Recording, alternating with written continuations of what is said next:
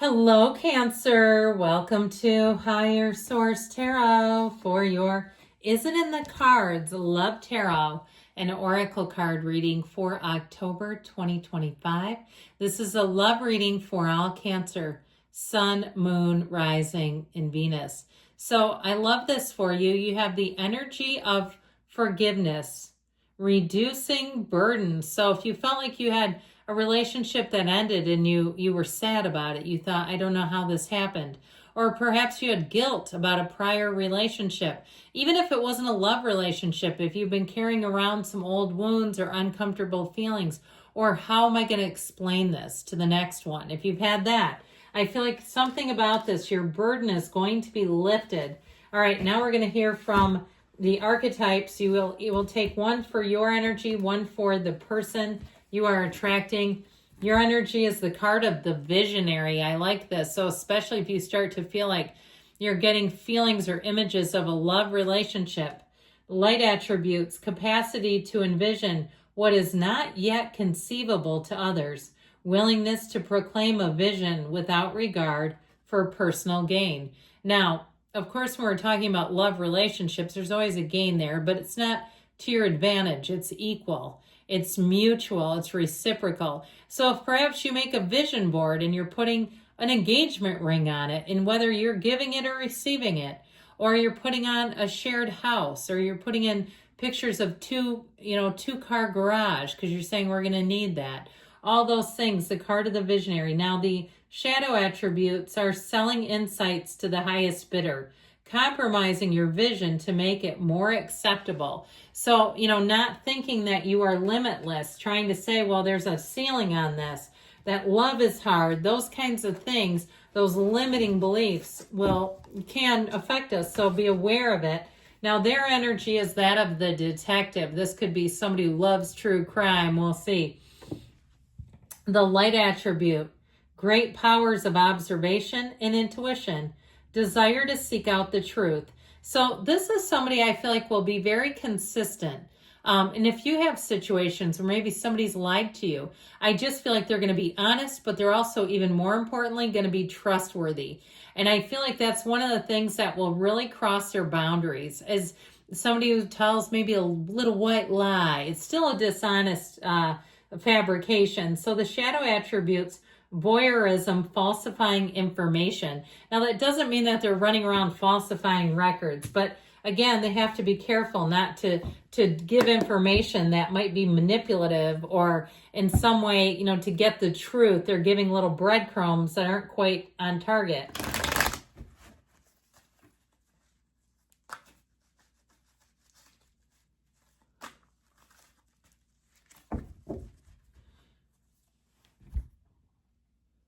All right, we're going to take 3 cards to represent your energy.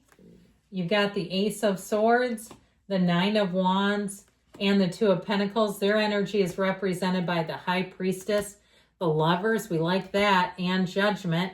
The advice is the Two of Swords, the Ace of Wands, and the Queen of Cups. Now, this is the advice, not the outcome. You know what? I'm going to do this. I don't usually take another card, but you have the King of Cups there, and it just seemed important. Because these two are a match, and they are such a perfect match. And I feel like for somebody here, you may have an apology coming in, something you don't see yet. I also feel like, too, if it's a belief system issue, we've got to do something about this Two of Swords. And so if there's somebody around you who likes to discuss their limiting beliefs ad nauseum, it may be time to be done with that. With the Ace of Wands, though, it's telling you, get yourself out there. Pick yourself up, brush yourself off. Now, if you're interested in other things than love, you've been very focused on another area of your life, we're going to have to get to the point where love becomes important, where love is the focus. So you have someone here, though, that's very compatible. I love their energy, by the way. This shows some challenges. Talk about the energy of forgiveness and releasing burdens. I wouldn't have minded to see the 10 of Wands here, but that 9 of Wands is pretty damn close. That 9 of Wands, the wounded warrior, I just feel like, too, if you've been sort of a dumping ground, I heard, forgive me, but if you've been someone else's emotional tampon, okay, and you're just being dumped on, and you're like, I cannot take this. Now, we got to get into a better place emotionally, because you go out and meet a new person and you're an emotional tampon. That's not good. So, no offense again, but I feel like there's something about that Nine of Wands that you've got to reset. We need a factory reset.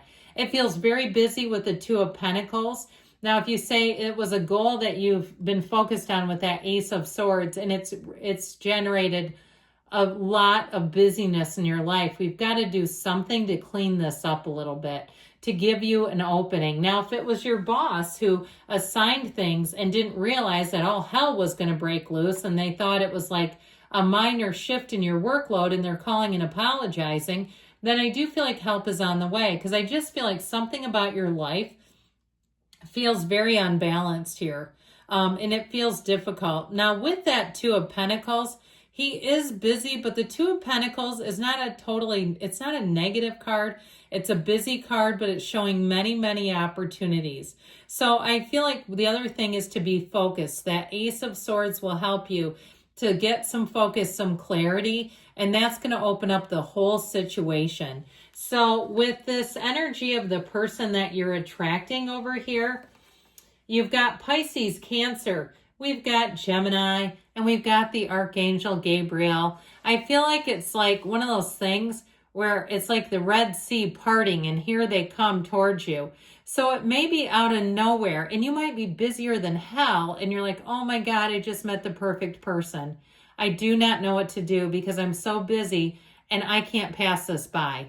That's what it feels like, where it will shift, okay? Life will shift, or you will say it has to shift because I'm not losing this. Whoever this person is, they are extraordinary.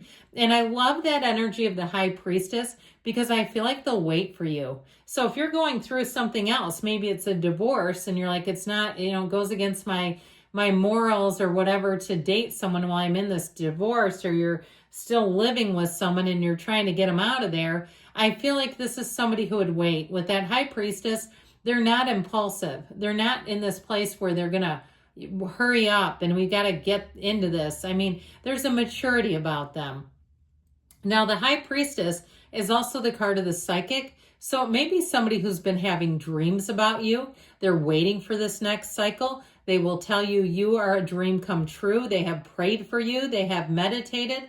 They have felt like they've known you in 1,000 lives. And with the energy of the lovers here, it's a kind of relationship that will change your lives. You have two archangels in this person's energy, which is like they are blessed. And you may meet them and just be mesmerized. But guess what? They're mesmerized. They are amazed and delighted by you. If you're with them already and you're waiting on some kind of decision, this is a yes. Okay, the energy of judgment, if it's them that's been going through some kind of a divorce, I heard heinous divorce. That sounds awful. And you're like, or it's some other thing that's been constricting the relationship, hanging over the relationship. I feel like you're finally going to be free from it so you can move forward. The energy of judgment will help you to tip the scales. It was going to help you to whatever has been really burdening you and weighing on you. It will help you to fix it. You've got a renewal showing up. You've got a fresh viewpoint with this person.